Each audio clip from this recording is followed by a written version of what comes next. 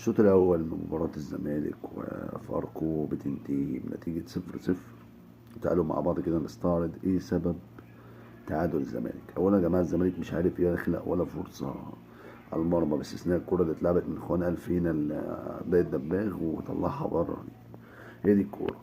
تاني كورة بتاعت دونجا دي كانت سهلة أوي إن هو يعرف يشوط بسهولة، اللي جات له على 18 وحطها في السما.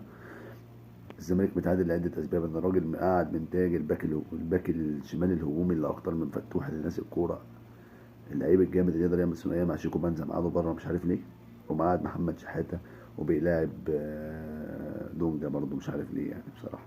دونجا واخد انذار يعني بطيء قوي في رتم لعبه. الكرة اللي شاطها دي ولو كانت جت لمحمد شحاته الكرة جون رسمي.